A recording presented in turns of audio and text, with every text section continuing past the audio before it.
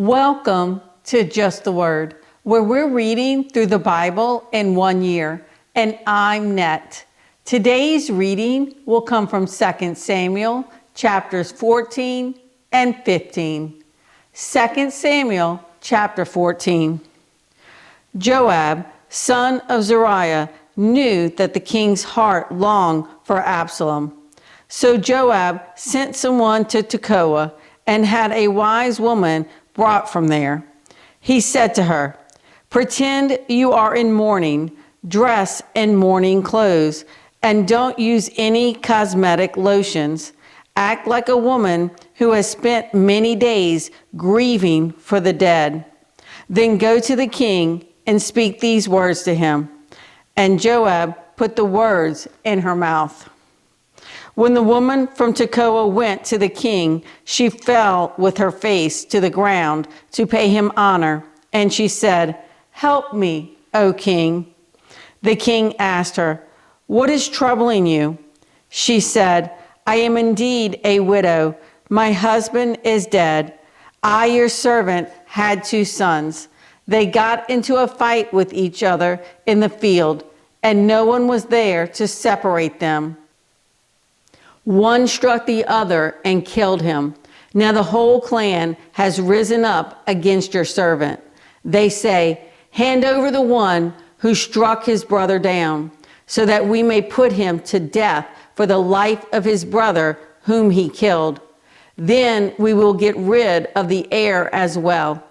They would put out the only burning coal I have left, leaving my husband neither name nor descendant on the face of the earth." The king said to the woman, "Go home, and I will issue an order in your behalf." But the woman from Tekoa said to him, "My lord the king, let the blame rest on me and on my father's family, and let the king and his throne be without guilt." The king replied, "If anyone says anything to you, bring him to me, and he will not bother you again."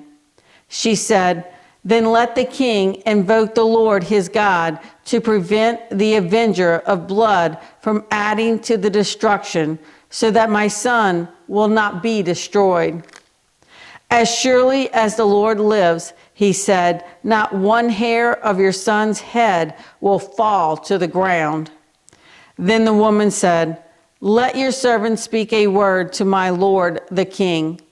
"Speak," he replied. The woman said, "Why then have you devised a thing like this against the people of God? When the king says this, does he not convict himself? For the king has not brought back his banished son. Like water spilled on the ground, which cannot be recovered, so we must die. But God does not take away life. Instead, he devises ways so that a banished person may not remain estranged from him. And now I have come to say this to my lord the king, because the people have made me afraid. Your servant thought, I will speak to the king. Perhaps he will do what is his servant asks. Perhaps the king will agree to deliver his servant from the hand of the man who is trying to cut off both me and my son from the inheritance God gave us. And now your servant says, may the word of my lord the king bring me rest, for my lord the king is like an angel of God in discerning good and evil. May the Lord your God be with you." Then the king said to the woman, "Do not keep from me the answer to what I am going to ask you." "Let my lord the king speak," the woman said. The king asked, "Isn't the hand of Joab with you in all this?" The woman answered, "As surely as you live, my lord the king, no one can turn to the right or to the left from anything my lord the king says. Yes, it was your servant Joab who instructed me to do this, and who put all these words into the mouth of your servant. Your servant Joab did this to change the present situation. My Lord has wisdom like that of an angel of God. He knows everything that happens in the land." The king said to Joab, "Very well, I will do it. Go, bring back the young man, Absalom." Joab fell with his face to the ground to pay him honor, and he blessed the king. Joab said, "Today your servant knows that he has found favor in your eyes, my lord the king, because the king has granted his servant's request." Then Joab went to Geshur and brought Absalom back to Jerusalem. But the king said, "He must go to his own house. He must not see my face." So Absalom went to his own house and did not see the face of the king. In all Israel, there was not a man so highly praised for his handsome appearance as Absalom. From the top of his head to the sole of his foot, there was no blemish in him. Whenever he cut the hair of his head, he used to cut his hair from time to time when it became too heavy for him. He would weigh it, and its weight was 200 shekels by the royal standard. 3 sons and a daughter were born to Absalom. The daughter's name was Tamar, and she became a beautiful woman. Absalom lived 2 years in Jerusalem without seeing the king's face. Then Absalom sent for Joab in order to send him to the king, but Joab refused to come to him. So he sent a second time, but he refused to come. Then he said to his servants, "Look, Joab's field is next to mine, and he has barley there. Go and set it on fire." So Absalom's servants set the field on fire. Then Joab did go to Absalom's house, and he said to him, "Why have your servants set my field on fire?" Absalom said to Joab, "Look, I sent word to you and said, 'Come here, so I can send you to the king to ask, why have I come from Geshur? It would be better for me if I were still there. Now then, I want to see the king's face, and if I am guilty of anything, let him put me to death." So Joab went to the king and told him this. Then the king summoned Absalom, and he came in and bowed down with his face to the ground before the king. And the king kissed Absalom. 2 Samuel chapter 15. In the course of time, Absalom provided himself with a chariot and horses and with 50 men to run ahead of him. He would get up early and stand by the side of the road leading to the city gate. Whenever anyone came with a complaint to be placed before the king for a decision, Absalom would call out to him, "What town are you from?" He would answer, "Your servant is from one of the tribes of Israel." Then Absalom would say to him, "Look, your claims are valid and proper, but there is no representative of the king to hear you." And Absalom would add, "If only I were appointed judge in the land, then everyone who has a complaint or case could come to me, and I would see that he gets justice." Also, whenever anyone approached him to bow down before him, Absalom would reach out his hand, take hold of him, and kiss him.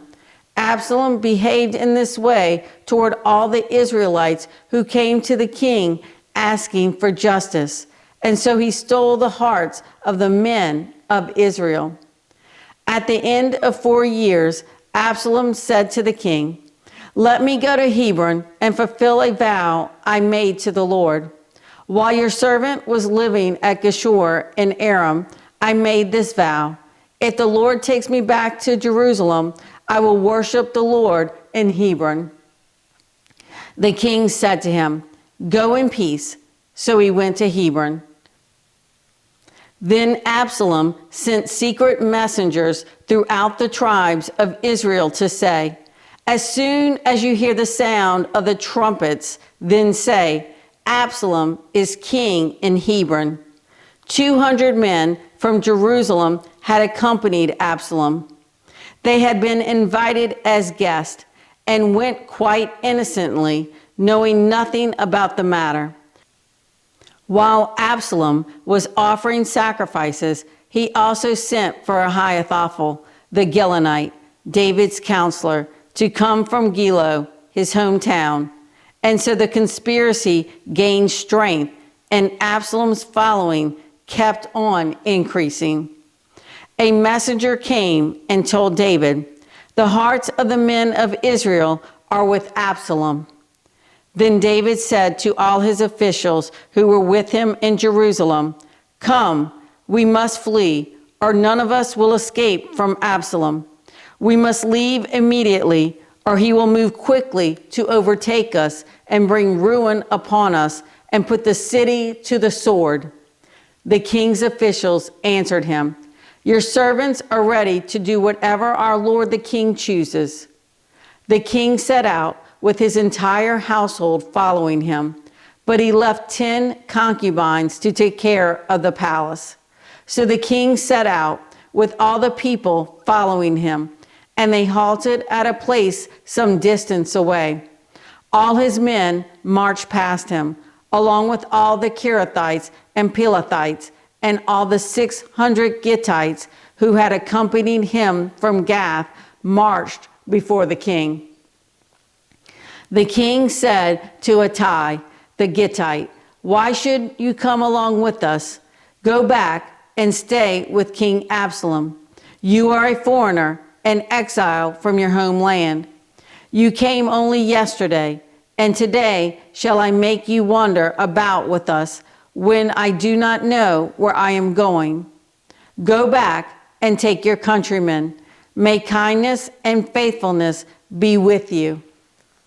But Ittai replied to the king, "As surely as the Lord lives, and as my lord the king lives, wherever my lord the king may be, whether it means life or death, there will your servant be." David said to Ittai, "Go ahead, march on." So Ittai, the Gittite, marched on with all his men and the families that were with him. The whole countryside wept aloud as all the people passed by. The king also crossed the Kidron Valley, and all the people moved on toward the desert. Zadok was there too, and all the Levites who were with him were carrying the ark of the covenant of God. They set down the ark of God, and Abiathar offered sacrifices until all the people had finished leaving the city. Then the king said to Zadok, "Take the ark of God back into the city. If I find favor in the Lord's eyes, he will bring me back and let me see it and his dwelling place again. But if he says, 'I am not pleased with you,' then I am ready. Let him do to me whatever seems good to him." The king also said to Zadok the priest, "Aren't you a seer? Go back to the city in peace with your son Ahimaaz and with Jonathan, son of Abiathar. You and Abiathar take your 2 sons with you. I will wait at the fords in the desert until word comes from you to inform me." So Zadok and Abiathar took the ark of God back to Jerusalem and stayed there. But David continued up the Mount of Olives, weeping as he went. His head was covered, and he was barefoot. All the people with him covered their heads too, and were weeping as they went up. Now David had been told, "Ahithophel is among the conspirators with Absalom." So David prayed, "O Lord, turn Ahithophel's counsel into foolishness." When David arrived at the summit where people used to worship God, Hushai the Archite was there to meet him, his robe torn and dust on his head. David said to him, "If you go with me, you will be a burden to me.